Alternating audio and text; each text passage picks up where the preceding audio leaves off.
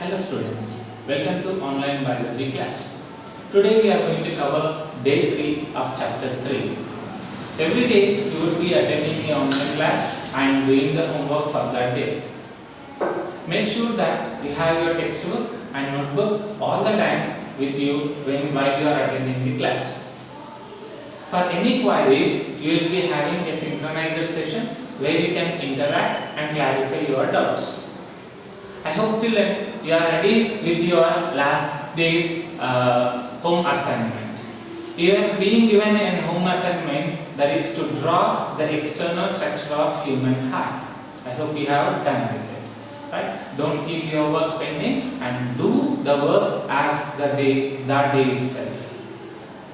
Right? So children, in the last classes we were studying about the importance of transport system. We have seen the three parts. There are three parts in the transport system. Then next we were discussing about the external features of human heart. Now let us see about the internal structure of human heart.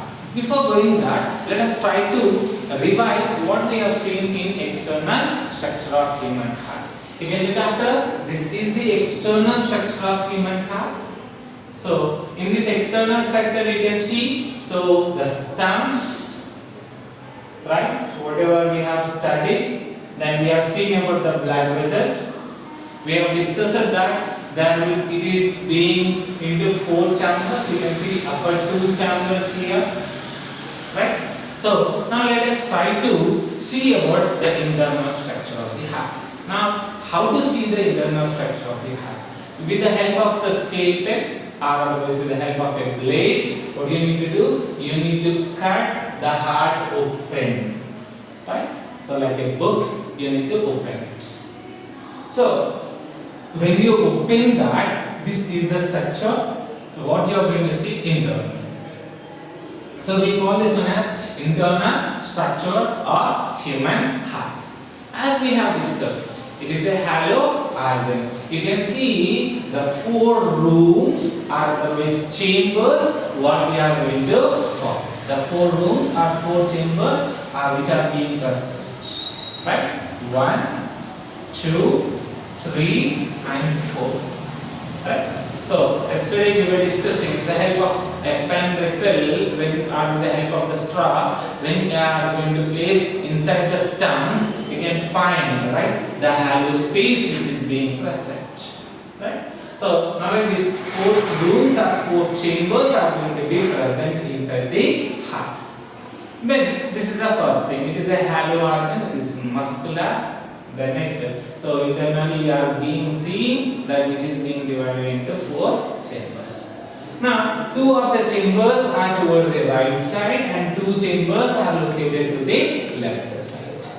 1 and 2 are located toward the right side and 3 and 4 are located to the left side. Right side with the chambers which are located towards right side are called as right chambers, and chambers which are located towards the left side are called as left chambers. Right side upper chamber is called as right auricle. What do we call this chamber as? Right auricle we are going to call it. Okay. And right side the lower chamber we call this one as right side lower chamber we are going to call it as right ventricle. Right side upper chamber is called as right auricle and right side lower chamber is called as right ventricle. Similarly, we have seen that there are 2 chambers which are towards the left side, and the left side upper chamber we are going to call it as the left auricle, and the left side lower chamber we are going to call it as left ventricle. Right? So that means what? There are 2 auricles and there are 2 ventricles. Right auricle, left auricle, right ventricle and left ventricle. Now each of these chambers they are being separated by wall. Now both these auricles internally, that means what behind this, they are being separated by a thin wall which we are going to call it as auriculoseptum or auricular septum we are going to call it. Okay. Now same way both the ventricles they are being separated. You can look here by a septum, that is interventricular septum. Right? The same like this only. We will be finding a septum behind this, which is going to divide both auricles. So we call that one as right auricular septum, and this we call that one as interauricular septum, and this we are going to call it as interventricular septum. Right? So right auricle and left auricle, they are separated by interauricular septum, and whereas right ventricle and left ventricle are being separated by interventricular septum. Then next we can look after when you are going to see this, right? So right auricle and right ventricle are separated by a wall. You can see once again a wall is going to be present, that is going to be separated. Similarly, left auricle and left ventricle are also being separated by a wall, muscular wall. That is also called as a septum. We call this septum as right auriculoventricular septum, and this septum we are going to call left side, right? Left auriculoventricular septum. That means what it is dividing auricles from ventricles. Right auriculoventricular septum, left auriculoventricular septum. Now this right auriculoventricular septum, it has got an aperture, an opening. This aperture or opening is from right auricle to right ventricle. Now this is being guarded by a wall, and this wall we are going to call it as tricuspid wall. What do we call? Tricuspid wall. That means what it regulates. It is like a door. It regulates the opening and closing of this aperture.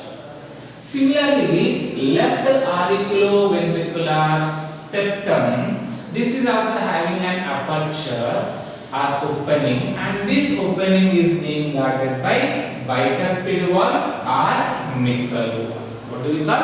Bicuspid wall or mitral wall. We can look after here, right? So tricuspid wall. You can look after one cusp. This is second cusp, and this is third cusp. Right? So this wall is being made up of three cusps. So therefore we call it as tricuspid wall. And mitral wall or bicuspid wall, you can look after it is being made up of only two cusps, 1 and 2. So therefore we call it one as bicuspid wall. Tricuspid wall and as well as bicuspid wall. Right? So then when we are comparing the walls of auricles, they are thin, whereas the walls of ventricles, they are thick. Walls of auricles, they are thin, and walls of ventricles, they are thick. You can compare here, right? The walls are thick here. And so the chambers also, when you see, auricles are smaller in size and ventricles, they are bigger or larger in size. Now, so the stems, yesterday we were calling about the stems, right? So, and when we are going to palpate the stems, few of the stems they are rigid and few of the stems they are less rigid, right? So now the stems which are less rigid, you can look after one, it is opening into the right auricle, we call it as superior vena cava, and one more which is opening into the from down also, that also opens into the right auricle, we call this one as inferior vena cava. One it is called as superior vena cava, and then the other one it is called as inferior vena cava. So these are larger in size. They are less rigid and they are larger in size. Apart from that, you can find, right? Yesterday we were speaking about for the fifth stem. All the four they are opening into only one. So that is nothing but all of them 1, 2, 3, 4, 2 from right side and 2 from left side. All the four they are opening into what it is called as left auricle. Now, so this is also less rigid, but they are smaller in size, and we call them as pulmonary veins. What do we call? Pulmonary veins, and these pulmonary veins they are opening into left auricle. superior vena cava and inferior vena cava are opening into right auricle, and pulmonary veins they are opening into left auricle. Then next you can look after one more thing. The opening and closing of the aperture is being guarded by walls we have studied, and the walls they are prevented from collapsing because of what it is called as tiny muscles. You can look after muscular strands. These muscular strands are called as chordae tendineae. What do we call? Chordae tendineae. So now we have studied about the stems which are with lesser rigid. Now let us see about the stems which are with rigid. Now there are rigid stems which is larger in size, right? And this larger in size, very rigid, this we are going to call it as pulmonary aorta, right? This comes in the form of descending down, and it even goes also up also, right? So it comes down, right? And so in this pulmonary aorta, so you can look after at the junction, that is what it is starting from. We can see pulmonary aorta, this is starting from what it is called as left auricle, left ventricle. Pulmonary aorta is starting from left ventricle. At that junction you can see once again a valve is going to be present, and that valve is called as aortic valve. What do we call? Aortic valve. Similarly, you can look after, so there is one more blood vessel which is being opening from right ventricle, and this is also rigid, but it is somewhat lesser than what it is called as lesser than what it is called as aorta. So and this smaller one we are going to call it as pulmonary artery, and this pulmonary artery at its junction it is also being guarded by valve. You can look after this valve is called as pulmonary valve. What do we call? Pulmonary valve. So like this, when we are going to look after the heart, what we can say? Internally heart is divided into 4 chambers, right? Right side it is going to have 2 chambers, left side it is going to have 2 chambers, right side upper chamber is called as right auricle, right side lower chamber is called as right ventricle, left side upper chamber is called as left auricle, left side lower chamber is called as left ventricle. Both the auricles are separated by interauricular septum. Both the ventricles are separated by interventricular septum. Auricles are smaller in size compared to ventricles. Muscle or the wall of auricles are thin. The walls of ventricles they are thick. Then you can see auricle is opening into ventricle, and this is being separated by wall which is called as right auriculoventricular wall or aperture. So it has got right auriculoventricular aperture which is being guarded by tricuspid wall. Whereas left auricle opens into left ventricle, it is also being separated by septum. We call it as left auriculoventricular septum. It has got left auriculoventricular aperture, and this is being guarded by bicuspid wall.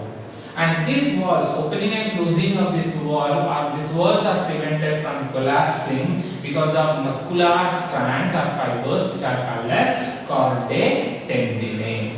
Right? And so from the right ventricle, right, you can see the blood vessel which is originating, right? So and from the left ventricle also there is one more blood vessel which is originating. These blood vessels they are rigid, and the blood vessel which is originating from right ventricle, this is called as pulmonary artery, and at its junction it is being guarded by pulmonary wall. Then whereas from the left ventricle, the blood vessel which is originating, that is called as aorta, and at the junction of this aorta it is also being guarded with what it is called as aortic wall.